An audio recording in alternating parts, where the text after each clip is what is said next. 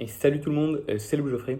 Aujourd'hui, je vous retrouve pour un bilan rapide de ce week-end et d'essayer de mettre un petit peu en comparatif ce qui a pu se passer donc, le week-end dernier et ce week-end-là.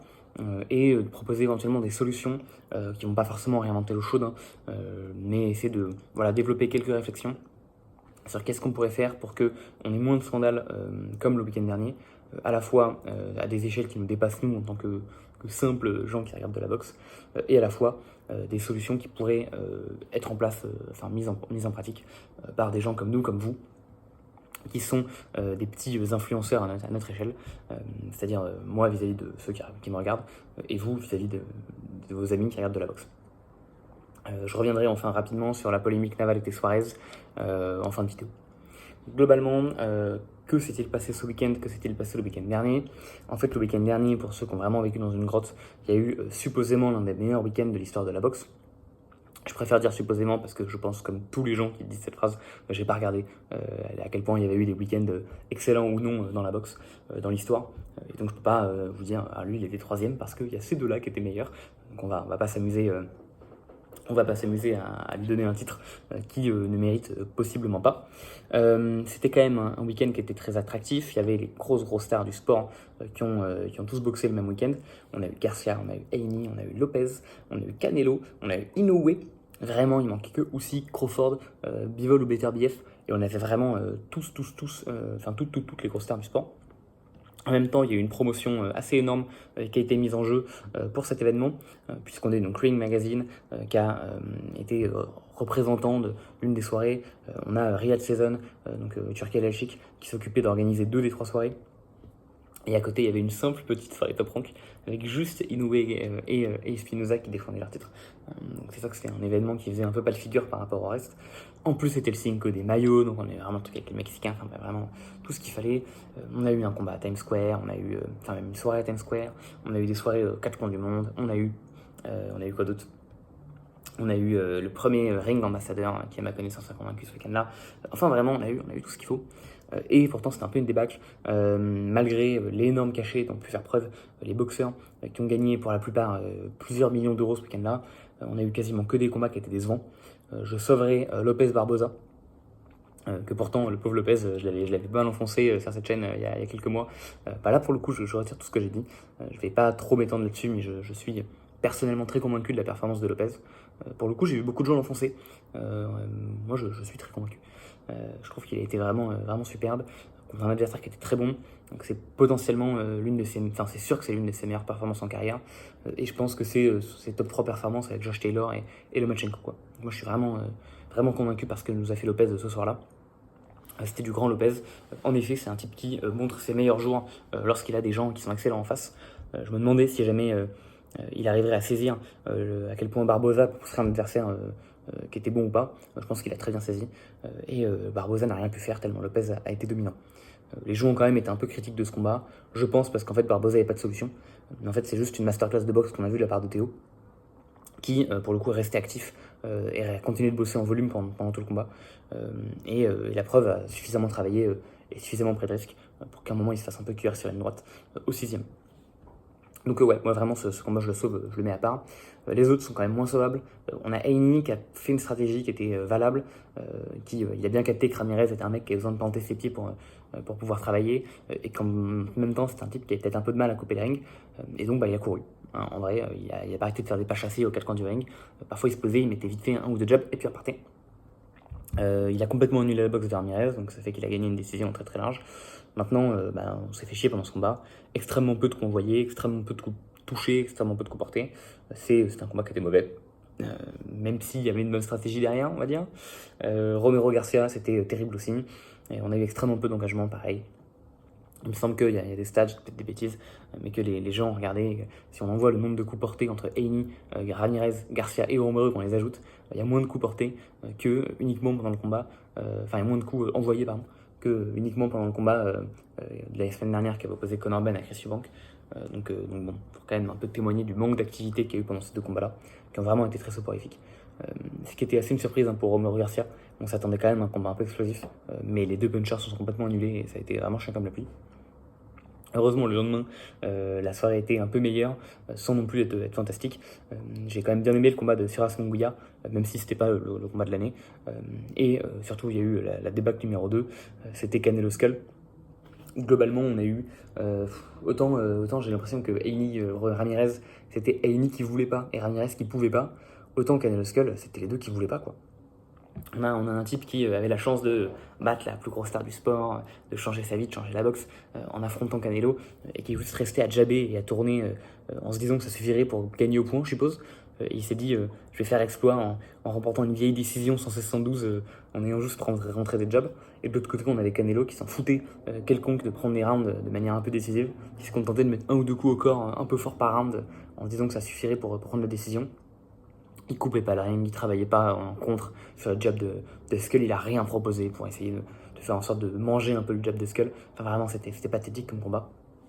Et là, on a eu, je pense, deux boxeurs qui ne voulaient pas, tout simplement. Il se trouve que, qui plus est, ce qui est pas mal la carotte qu'on nous a mis, c'est qu'il y a 2 de ces 3 soirées qui étaient payantes, où on a eu vraiment des combats qui étaient peu engagés. Si, j'ai oublié, je sevrais Bacolé à Jacques aussi, qui était quand même un combat sur lequel, pareil, Bacolé a proposé des choses, et à Jacques je pense, a eu une stratégie de hit and run qui était très bonne, et il a quand même rentré des coups contre Bacolé, il s'est pas contenté de jabber.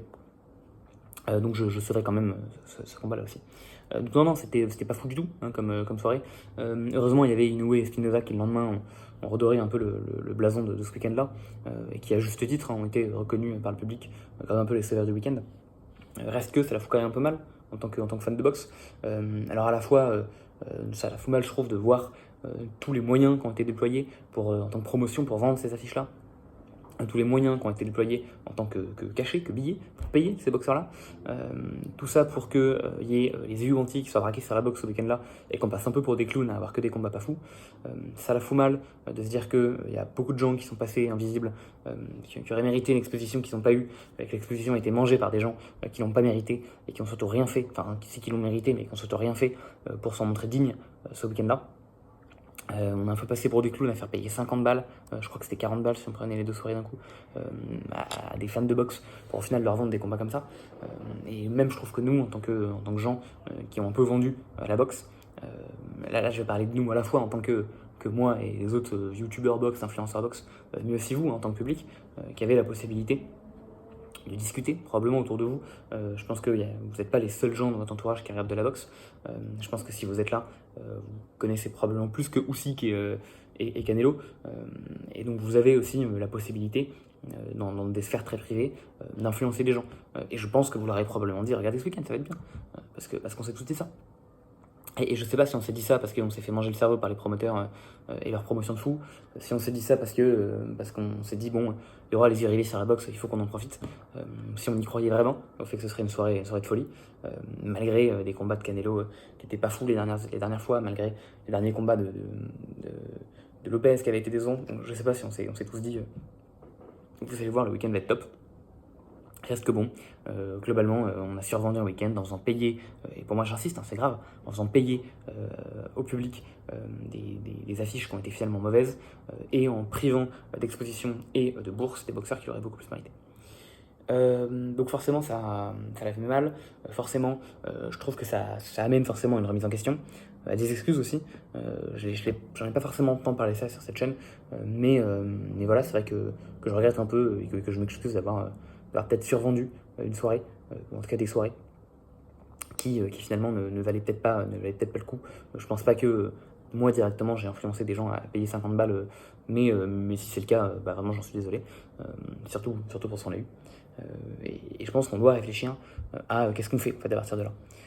Surtout que, et dans cette réflexion que je vais parler un petit peu du week-end qu'il y a eu. Je pense qu'il y a principalement 3 leviers d'action, et là c'est des réflexions que je vais essayer d'amener ici, qui sont très très largement améliorables, très très largement développables. Je suis vraiment pas en train de réinventer l'eau chaude avec ces réflexions-là. Je pense que pour vite évacuer sur le tapis les 2 choses que nous on ne peut pas trop faire de notre côté, sur lesquelles en tout cas je vois pas trop comment on peut avoir d'influence. La première, c'est de mieux redistribuer les bourses. Canelo a gagné, visiblement des chiffres que j'ai vus, 80 millions d'euros pour son combat. C'est injustifiable. Vraiment, il n'y a rien qui justifie de gagner autant d'argent pour un combat de boxe. Surtout quand on voit que Cardenas a gagné 250 000 euros. C'est 320 fois moins que Canelo. Pourquoi est-ce que je dis que c'est injustifiable? Regardez par exemple, alors bon, déjà parce que 80 millions c'est énorme, c'est 160 maisons, hein, 80 millions vous pouvez racheter mon village, j'exagère peut-être un petit peu, mais quand même pour qu'on se rende compte, elle est peut-être le village voisin, c'est énorme comme argent, et surtout, est-ce que vraiment, donc déjà il y a ça. Après quand on compare aux autres boxeurs c'est énorme aussi, j'ai déjà comparé Cardenas, qui avait quand même pourtant la chance d'affronter une star du pound for pound pour un championnat incontesté aux États-Unis, etc. Donc on voit que là vraiment on a pété tous les chiffres avec Canelo. Et qui plus est, est-ce que, il y a peut-être des gens qui vont dire que oui, mais Canelo est digne de gagner autant d'argent parce qu'il est très bon, qu'il a beaucoup travaillé, blablabla. Tout ça, en vrai, c'est des foutaises. C'est des foutaises. Il n'y a rien. La quantité de travail que Canelo a fourni pour ce combat-là n'excède certainement pas celle que a pu fournir un Cardenas. Quand bien même elle l'excéderait, faites-moi croire qu'elle l'excède au point d'être de gagner légitimement 320 fois ce qu'a gagné Cardenas, c'est injustifié. Et ok, peut-être que c'est pas sur ce combat-là précis qu'il a beaucoup plus travaillé, mais dans sa vie, regardez tous les exploits qu'il a fait, machin. Des boxeurs qui bossent dans Canelo, il y en a des centaines. Canelo, il bénéficie au fond d'un système de promotion et d'avoir été une star, et il en bénéficie grand bien pour lui, grand bien lui en face. Reste que le fait qu'il accapare, qu'il mette aussi peu en valeur la boxe de par ses performances, le fait qu'il se montre en fait un très mauvais ambassadeur, une très mauvaise star du sport, c'est débile, mais Mohamed Ali a été une bien meilleure star du sport que l'était Canelo, en étant beaucoup plus valeureux et beaucoup plus élogieux pour ses frères boxeurs, et en faisant beaucoup plus d'initiatives pour mettre en avant la boxe, et pour mettre en avant tout le système qui a pu lui permettre d'atteindre cette place-là. Canelo ne fait pas ça et on peut lui en vouloir pour ça. Donc ce qui est sûr, c'est que déjà, virer 80 millions à Canelo, c'est pas possible. Qu'est-ce qu'on peut faire nous à notre échelle pour qu'on le fasse plus? J'en sais rien. Déjà le dire, c'est peut-être pas mal.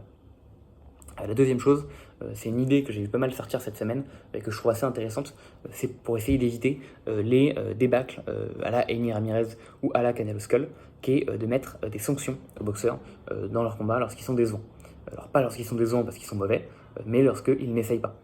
On ne peut pas en vouloir à un boxeur de ne pas être à la hauteur de son adversaire, mais Cardenas est venu pour gagner le titre incontesté des poids superco contre Inoue. Skull n'est pas venu pour gagner le titre incontesté de super moyen. Inoue, il est venu pour défoncer Cardenas et pour montrer que c'était lui le champion digne d'être champion incontesté des super coqs. Canelo n'est pas venu pour montrer qu'il était digne d'être le champion, pour montrer qu'il était digne du pound for pound. Canelo il est venu pour rien du tout. Et donc c'est évident que des mecs comme Inoue ou Cardenas, pour qui pourtant avaient, je pense, une sensation, même un match-up peut-être encore plus déséquilibré que l'était Canelo Skull, on voit vraiment qu'ils ne sont pas venus dans le même état d'esprit. Et donc l'initiative dont les gens ont parlé, c'est d'essayer de sanctionner des boxeurs quand on voit bien qu'ils ne sont pas venus pour. Ce qui peut être assez flou. Il y a des gens qui ont parlé de sanctionner en dessous d'un certain nombre de coups envoyés. Coup porté c'est dur, hein, parce que si tu tombes sur un crack de l'esquive ou un crack du blocage, c'est dur de sanctionner si jamais t'envoies des rafales de coups et que ça touche pas. Par contre, en dessous d'un certain nombre de coups envoyés, ça se défend. Autrement dit, un type qui se contenterait de tourner, de feinter, de rester derrière une garde haute et qui ne construirait jamais rien sur ce jeu d'offensif et sur ses feintes, le sanctionner, ça me semble ok. Et on parle vraiment, voilà, moi je suis le premier à adorer la boxe défensive, hein, vraiment. Je suis le premier à adorer les contreurs un peu attentistes, mais là on parle vraiment de ne pas capitaliser sur ce jeu défensif. Canelo n'a pas capitalisé sur ses esquives ou sur ses blocages. Skull n'a pas capitalisé sur son jab. Les deux n'ont pas capitalisé sur ça. Et c'est ça qu'on leur reproche. Donc au final, un manque de coups envoyés, un manque de volonté, un manque d'effort. Je ne sais pas si la sanction, c'est vraiment la meilleure des choses à faire, même si ça me semble très pertinente. Il faudrait évidemment faire ça bien. Est-ce qu'on ferait ça en dessous d'un certain nombre de coups envoyés? Est-ce qu'on mettrait des gradients? C'est-à-dire... en dessous de 200 coups envoyés, il y a une sanction. En dessous de 150, il y a une sanction encore plus lourde. En dessous de 100, il y a une sanction encore plus lourde. Bon, ça permettrait peut-être d'éviter d'avoir un truc très arbitraire, très binaire, t'en envoyer 301, c'est bon, t'en envoyer 299, d'abord c'est de viser de moitié. Moi, un truc qui me semblerait pas mal, qui ressemble un peu à ça, mais qui me semblerait en fait même un peu mieux, c'est plutôt de récompenser les boxeurs qui feraient des bonnes choses plutôt que de les handicaper. Je crois que l'UFC fait ça, si je dis pas de bêtises, avec leur performance of the night, leur knockout of the night. Ce serait une bonne idée de filer des cachets supplémentaires de bourse à des boxeurs qui font des bonnes perfs. Et de toute manière, je crois plus en la carotte qu'en le bâton. Donc moi je serais personnellement plutôt pour ça, et ça permettrait à tout hasard, lorsque on a un type qui est censé gagner 80 millions sur un événement, de lui en sucrer 30 millions, et puis d'en redistribuer 30 autres millions à des diverses bourses pour des boxeurs qui feraient des bonnes perfs durant la soirée. Je pense que ce sera plus intéressant. Bon. Et enfin après voilà, donc je pense qu'à notre échelle, on a tout intérêt à essayer d'être honnête lorsque des combats risquent de pas être fous. J'ai l'exemple qui me vient en tête, c'est Tyson Paul. Il y aura mieux que Tyson Paul, parce qu'en fait ça a plutôt bien été fait pour cet événement-là. Mais évidemment qu'on va regarder parce qu'on est curieux, évidemment que le monde entier va regarder parce que le monde entier est curieux. Maintenant, je pense que nous, le mieux qu'on puisse faire, c'est en effet vendre l'événement en disant voilà, on vous prévient à vos risques et périls, il y a des choses qui risquent de pas être folles, point. Et qu'on a tout intérêt, plutôt que juste être dans la négativité et de détourner l'attention des gens quand on l'a, plutôt d'essayer de vendre des combats. Je dis ça pour Tyson Paul, ça a été fait, hein, notamment Serrano Taylor qui a été très bien vendu par la majorité des gens que j'ai écoutés vis-à-vis de ce combat-là. Je pense que c'était très bien. Je pense que pour le combat la semaine dernière, on aurait peut-être plus vendre Inoue en disant attention, Inoue risque de faire un bon combat. Finalement, ça a été fait un peu a posteriori avec tous les gens qui ont vendu Inoue comme le sauveur de la boxe du week-end. Mais je pense que ça aurait pu être un peu plus fait en amont. C'est déjà un truc que j'essaie un peu de faire en survendant la boxe japonaise et en disant voilà, allez regarder, vous ne serez pas déçus. Et notamment parfois en enfonçant un peu les Américains. Et je pense que c'est ce que des gens font déjà un peu intuitivement, mais qu'on a tout intérêt et tout honneur à les faire encore plus. Et c'est un truc que ça vous pouvez faire aussi à vos camarades qui regardent de la boxe, qui regardent de Zig Dubois, leur dire je sais pas si t'as vu, le lendemain, il y a Bam contre Cafu, ça va être bien, regarde, tu seras pas déçu.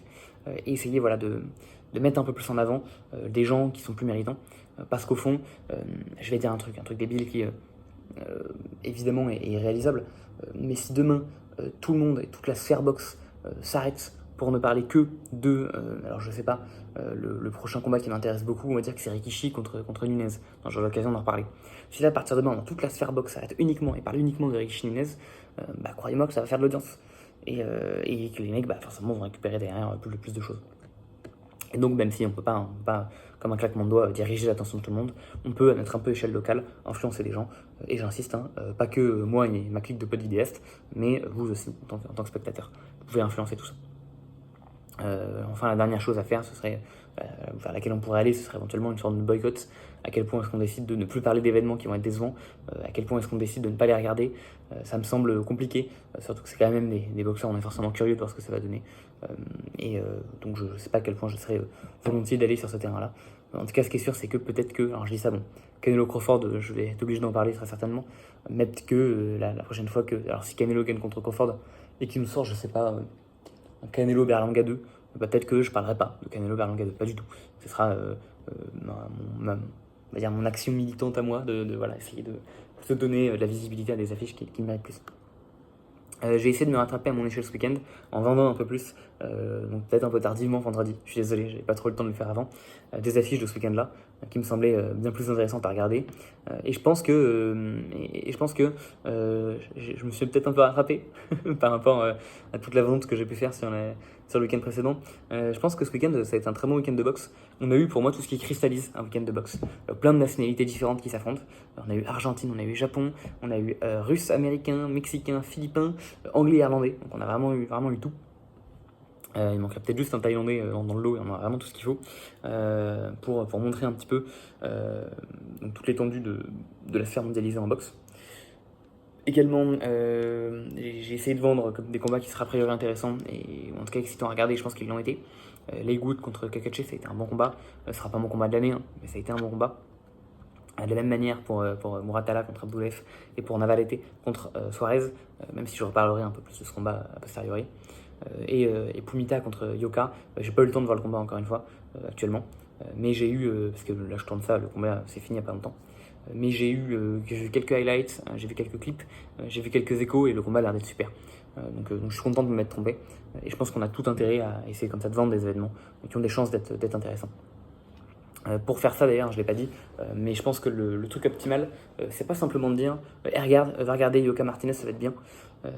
Parce que ok, je veux dire, si jamais vous avez jamais entendu parler ni de Yoka ni de Martinez, ça va pas a priori plus vous hyper que ça. Je pense que ce qui est le plus intéressant, c'est d'essayer de mettre des enjeux sur les combats. En tout cas, moi, c'est comme ça que j'ai été le plus intéressé. Enfin, je veux dire, maintenant, j'ai la jambe entière qui est dans le engrenage dans la boxe. Donc il suffit qu'il y ait un titre et un boxeur dont j'ai vaguement entendu parler pour que ça m'intéresse. Mais auparavant, est-ce que j'ai envie de penser au fait que le dimanche après-midi, je vais avoir une ceinture des 4 fédérations dans une des 17 catégories entre deux mecs que je connais pas. Est-ce que vraiment je vais penser à essayer d'aller regarder ce combat en plus sur une plateforme obscure, machin? Évidemment que non. Donc je pense qu'il faut titiller l'intérêt des gens. Et pour moi, le meilleur moyen de titiller l'intérêt des gens, c'est de faire une sorte de pseudo-storytelling. Hein. Donc pas forcément inventer des cracks, même certainement pas inventer des cracks, mais juste essayer de remettre un peu en contexte qui sont les gens, qu'est-ce qu'ils ont fait dans leur carrière, pourquoi est-ce que c'est des grands boxeurs, quelles sont un peu les dynamiques de leur carrière et quels sont les enjeux dans ce combat-là. Dans ce cas-là, c'était la retraite de Yoka, hein, globalement. Je crois pas que j'ai vu des annonces comme quoi il comptait se retirer, mais je pense que dans quelques jours, on aura peut-être des news du grand Kazuto Yoka. Bon. Enfin voilà, donc je pense pas trop mettre ton PC sur week-end. Et je suis assez content. Et je suis assez content. Et en plus de ça, quand je disais que ce week-end, c'était le week-end qui représentait très bien la boxe, c'est qu'on a également eu une polémique qui est pour moi indéfendable. Et bon, bah, ça pareil, ça fait partie de la boxe. Encore une fois, je pense que vis-à-vis des polémiques, c'est compliqué, mais il faut qu'on soit honnête, ça fait partie du sport. Il y a des trucs dans notre sport qui sont dégueux. Là, on va parler d'un vol immense. Une histoire qui aurait pu être très belle et qui le sera beaucoup moins, voire pas belle du tout. Et je pense que même si ça fait chier, et je suis le premier à qui s'embête, parce que c'est dur de t'intéresser et de légitimer un sport où il se passe des choses comme ça. Je vais revenir un peu plus sur les détails de la polémique après. Je pense que c'est également notre travail, à la fois en tant qu'influenceur, à la fois en tant que gens qui juste aiment la boxe et qui diffusent de la parole de boxe dans des sphères privées, d'être honnête vis-à-vis de ça, de se montrer gonflé, et systématiquement, je pense, pour pas essayer de décourager les gens, de malgré tout reconnaître du positif et de vendre du positif. De dire, voilà, bah ça c'est vrai, c'est nul, c'est un partenaire, je peux pas le défendre, je peux pas le laisser passer, mais ça au moins c'était bien. Typiquement, c'est ce que je vais faire là pour Naval et Suarez. Le combat était bien. Le combat est engagé, Suarez s'est montré extrêmement vaillant, c'est un type sur qui on ne plaçait pas beaucoup de crédit et qui pourtant a vraiment montré qu'il appartenait qu'il avait complètement mérité sa chance pour les titres WBO des super plumes. Navalete lui a montré que c'était un type qui avait la confiance du champion, qui était dominant, qui était actif. Le combat était très beau, il a duré 7 rounds, globalement, je reviendrai après sur l'arrêt qui est catastrophique, la manière dont ça s'est fait. Mais le combat a duré 7 rounds, et voilà, modulo la fin frustrante. Les 7 rounds sont très bons, très intéressants à regarder, vous allez vous marrer. Et donc j'insiste, le combat est good. Et Suarez, comme Navalete, on peut pour moi difficilement leur reprocher des choses. Et on peut même vachement filer des bourses de récompense à Suarez, qui a été beaucoup plus vaillant que ce qu'on aurait pu penser. Reste que, donc ça sera la partie jeudi des positifs sur le combat. Reste qu'il y a aussi une grosse polémique sur laquelle je vais désormais commencer la partie du il faut pas laisser passer, et je fais le choix d'être honnête et de parler du scandale parce que vraiment c'est pas possible. Globalement, il y a eu en fait Navalete s'est fait couper l'arcade, donc l'arcade de l'œil gauche, c'était au 6e round. Il va pas mal saigner. Dans ce cas-là, il y a toujours un débat. Est-ce qu'on arrête le combat ou est-ce qu'on laisse le combat continuer? Globalement, ça dépend de la gravité de la coupure. Sachant que dans tous les cas, ça va faire chier le boxeur coupé. Ça dépend de la gravité de la coupure. Là, la coupure se fait en début de round 6. Le round 6 va aller à son terme. Le médecin va laisser le round 7. Le round 7 va aller à son terme. Et le médecin va arrêter au début du round 8. Parce qu'en fait, la blessure est trop grande et c'est trop grave. Dans ce cas-là, il y a 2 choses qui peuvent se passer. 3 choses qui peuvent se passer. La première, c'est la coupure intervient au début du combat. Dans ce cas, non, je vais commencer par l'autre. La première chose qui peut se passer, c'est ce qui s'est passé là. Il y a ce qu'on appelle une technical décision, c'est-à-dire que juste le combat devait faire 12 rounds. À cause d'aléas et d'événements, ici la coupure, le combat n'en fera que, du coup ici 7-7, pardon. Et donc, on chope les cartes des juges à la fin du 7ème, et celui qui est devant au point gagne le combat. C'est, je pense, un truc qui est assez fair. Voilà, les gens sont venus préparés, ils ont leur victoire, ils ont leur défaite, ils ont ce qu'il faut. Quand ça arrive trop tôt dans le combat, donc souvent c'est quand ça arrive avant la cloche, soit dans le début du 4e ou du 5e round, au lieu d'avoir une technical décision, on a un no décision. Ce qui me semble assez fair aussi, dans le sens où, ouais c'est vrai, si jamais tu as une coupure à la fin du 2e round, c'est rude de déclarer ça comme une non-décision. Parce que tu n'as pas laissé le temps aux 2 boxeurs de développer des choses, donc c'est complètement normal la preuve, de toute façon les plus petits combats professionnels sont en 4 rounds, pour laisser le temps aux boxeurs de développer des choses. Donc ça me semble normal de mettre ça comme une décision. La dernière chose qui peut se passer, c'est un technical knockout. Parce qu'en fait, imaginons que la coupure elle provienne d'un coup, legit, et que techniquement après tu sois incapable de continuer à la fin du combat, donc tu sois incapable de continuer pendant 12 rounds à cause d'un coup que je t'ai porté, c'est juste que j'ai gagné le combat en fait, et que j'ai gagné le combat du coup par KO technique. Et donc, on voit que tout l'enjeu de ce genre d'arrêt, ça va être, est-ce que la coupure, elle a été faite par un coup de poing, ou est-ce qu'elle a été faite par un autre moyen illégal? Ah oui, et la dernière chose aussi, pardon, ça peut être une disqualification. C'est du coup la coupure a été faite de façon illégale et de manière volontaire. En fait, tout est là-dedans. Tout est d'abord, est-ce que la coupure est faite de façon légale ou non? Et ensuite, donc en gros, par un coup de poing ou par autre chose. Et si c'est fait de façon illégale, est-ce que c'est fait de manière intentionnée ou non? Si c'est fait illégalement, intentionnellement, disqualification. Illégalement, non intentionnellement, donc le coup de tête accidentel, ça va être soit du technical decision, soit du no décision. Et si c'est légal, c'est un TKO. Ça, c'est arrivé tout le temps dans l'histoire. J'avais fait une vidéo il n'y a pas longtemps sur Ruben Olivares, que je vous invite à aller voir. Légende de la boxe mexicaine. Je leur insiste encore plus après ce week-end. Plus grand combattant historiquement que Canelo. Et il y a un moment où il affronte un grand Mexicain dans l'une des premières super affiches mexicaines de l'histoire, Chucho Castillo. Et lors de la revanche, Castillo va ouvrir l'arcade assez tôt dans le combat d'Olivares sur un coup de poing. Olivares va se battre vaillamment jusqu'au 14e round, sans prendre de coups de genou à terre pour avoir un time-out et se faire expulser en plein milieu d'une reprise. Et finalement, au 14e round, la blessure est trop profonde, l'arbitre arrête le combat, et Chucho Castillo est désigné vainqueur par KO technique. Alors que ils étaient à peu près taille au niveau des points. Je me souviens plus qui était devant le pointage, mais en tout cas, ça s'est pas joué à ça. Un autre exemple, historiquement, des coupures liées par des coups de poing, provoquées par des coups de poing, c'est Marvin Hagler contre Thomas Hearns. Marvin Hagler est coupé. Au 3e round, le docteur inspecte la coupure de Hagler. Hagler a peur de se faire arrêter et a peur de se faire voler son combat contre Hearns par un arbitre qui arrêterait le combat à cause de sa coupure. Et donc il passe la 6e. Et il va chercher le KO contre Hearns parce qu'il sait très bien que si jamais il ne va pas chercher le KO très vite, il va se retrouver potentiellement arrêté par le médecin. Il n'a pas envie de perdre ce titre comme ça. Ça, c'est un truc qu'on observe aussi. Et je veux dire, et c'est justement un peu tous les enjeux des combats à coupure, de savoir comment le mec va pouvoir gérer entre ne pas se faire arrêter par le docteur, mais en même temps continuer de marquer des points, ou alors aller complètement dans une situation de grosse bagarre pour arrêter le mec avant qu'il t'arrête, et un peu faire la roulette russe de soit je t'arrête et je suis vainqueur avec ma coupure, soit tu m'arrêtes et tant pis, foutu pour foutu. Je préfère me faire mettre KO par toi que arrêter par le médecin dans le round. Et donc c'est toujours un peu les enjeux, de savoir comment les mecs vont réagir à tout ça. Ça fait partie des aléas qui rendent certains combats très excitants. Là, ça n'a pas trop été le cas, dans le sens où le médecin décide d'arrêter, pourquoi pas. Le problème, c'est que le médecin donc arrête, l'arbitre arrête pour technical décision. Donc en fait, la coupure, elle est évidemment portée par un coup de poing et pas du tout par un coup de tête. C'est très clair, et même pas besoin des ralentis, il n'y a même pas besoin des angles de caméra différents pour regarder l'action. En vitesse instantanée, éventuellement, vous mettez des petits moins 10 secondes pour l'avoir quelques fois. C'est très clair. Le coup effectué, la blessure est effectuée par un crochet du gauche de Suarez qui pète l'arcade de Navalete. C'est tout. Après, ça commence à parler d'un coup de tête mystérieux. Leurs têtes ne sont pas rentrées en contact. Mais vraiment, il y a toujours eu au moins 5 ou 10 cm entre leurs têtes. Donc je sais pas d'où sort cette histoire de coup de tête. Des gens ont parlé d'un coup d'épaule. Pareil, l'épaule de Suarez n'a même pas touché la tête de Navalete. Vraiment, je sais pas comment les gens sont allés chercher. Peut-être que les gens ont plus l'habitude de savoir que des poings peuvent aussi couper des gens. Tellement les dernières coupures qu'ils ont vues, c'était des coudes ou des coups de tête accidentels. Reste que, du coup, c'est très bizarre ce qui se passe. Parce que Navalete se fait couper. Les commentateurs disent directement, oh là là, c'est un coup de poing, c'est un coup de poing. À un moment, je crois que ça parle un peu d'un coup de tête. Puis il y a les ralentis, les gens disent, ah non, mais c'est clairement un coup de poing, c'est clairement un coup de poing. Puis finalement, la s'arrête, et en fait, oh là là, le coup de tête de Suarez. Et puis voilà, et d'un seul coup, le narratif du coup de tête sort, je sais pas d'où. Et c'est scandaleux. Vraiment, ça me saoule beaucoup. J'ai déjà dit du positif sur ce combat, je le répète. Suarez très courageux, Navalete très courageux, et les deux boxeurs ont donné un très bon combat. Là, ce qui m'énerve, c'est les commentateurs qui n'ont pas relevé le scandale qui est en train de se dérouler devant leurs yeux, l'arbitre qui fait n'importe quoi, les juges, je sais même pas s'ils ont vraiment un droit de quoi que ce soit ici, ils ont juste filé leur carte, on leur a dit c'est une technical decision, file ta carte. Je pense que c'est pas à eux de dire si si ça devrait être en TKO pour Suarez ou en technical decision. Je pense que c'est pas à eux de faire ça. Le médecin, je pense qu'il a juste à dire c'est trop profond ou non, j'arrête ou pas. Je pense que c'est pas vraiment de son ressort non plus. Vraiment, je pense que les gens à qui on peut en vouloir énormément, c'est l'arbitre et les commentateurs.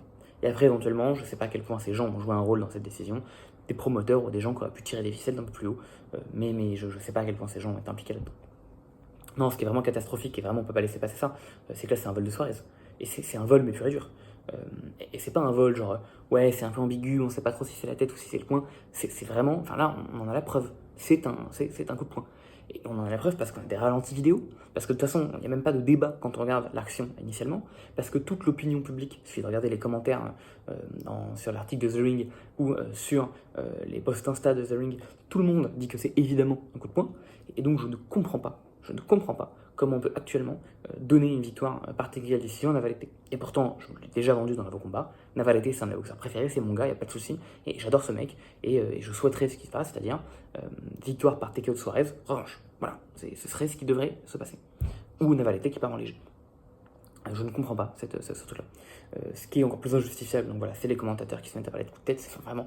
Et si vous voulez, ça fatigue, c'est polémique en boxe. Mais ça fatigue parce que ça dégoûte les gens du sport, en fait.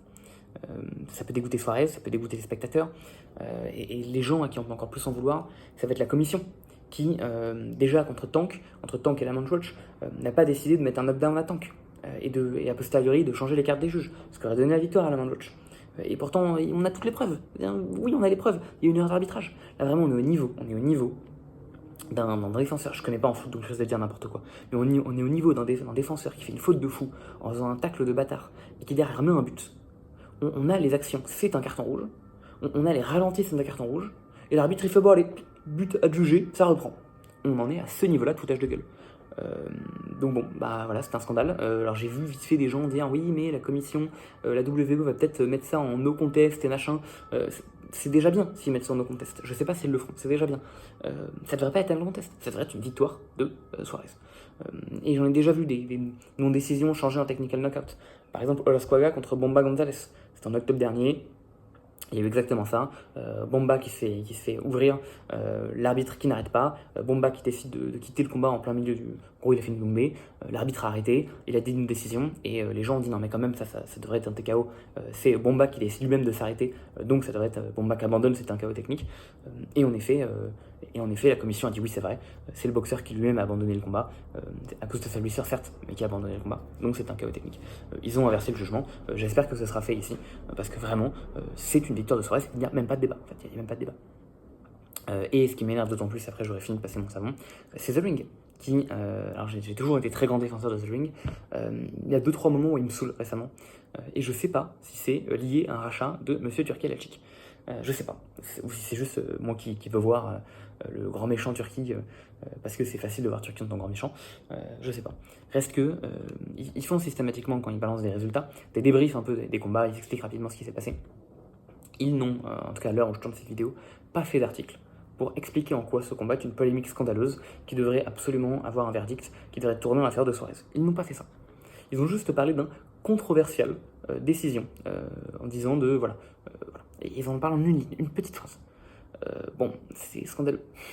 C'est scandaleux d'avoir, soi-disant, le plus gros journal du sport qui ne met pas les mots quand il faut mettre les mots. J'espère que ce sera fait très bientôt. Peut-être que ces mots seront tout à fait caducs, et si c'est le cas, je m'excuse, parce que peut-être qu'à l'heure où je sortirai la vidéo, ils auront déjà publié un article en disant que Suarez devrait gagner le combat. J'espère que ce sera fait. Parce que vraiment, c'est pas possible de défendre l'histoire de Navalete dans ces conditions. Et pourtant, j'insiste, grand appréciateur de Navalete, c'est un type que j'adore, machin. Bon. Et donc, encore une fois, je pense que c'est aussi de notre ressort et de notre devoir en tant qu'un freebox de dire quand il y a du scandale et de dire quand les choses vont pas. Et là, les choses vont pas. J'ai aussi apporté du positif. Navalete et Suarez ont fait de leur mieux. Mais voilà. Là, je peux pas laisser passer. C'est même pas un vol en mode. T'as vu un mec 115-113 et en fait il a perdu 116. Enfin, c'est vraiment juste. Bon, bref. Je pense que vous voyez que ça me fait bien. Ça me dégoûte bien, ce genre d'histoire. Enfin voilà, sur ce, moi je vais vous souhaiter une excellente fin de week-end. Je vais essayer de revenir bientôt sur des vidéos sur un américain et un ancien japonais, un boxeur des années 30 américain et un boxeur des années 60 japonais. Là je crois que de toute façon en termes d'actualité, j'ai un peu regardé, il n'y a pas beaucoup d'affiches qui m'intéressent d'ici fin octobre. Avec Kameda contre Léo, avec la revanche du petit frère Shigeoka et avec Richie Nunez. Donc je parlerai, je pense, assez en détail, pas forcément ici, d'ailleurs peut-être chez Sendo, il faudra que je vois ça avec lui. Sur ce, moi je vous souhaite une excellente journée, une excellente soirée, une bien bonne semaine. N'hésitez pas à regarder Yoka Martinez, moi je vais le voir dès que j'ai les images dans la soirée. Et je vous souhaite une excellente semaine et je vous dis à très bientôt. Allez, bye.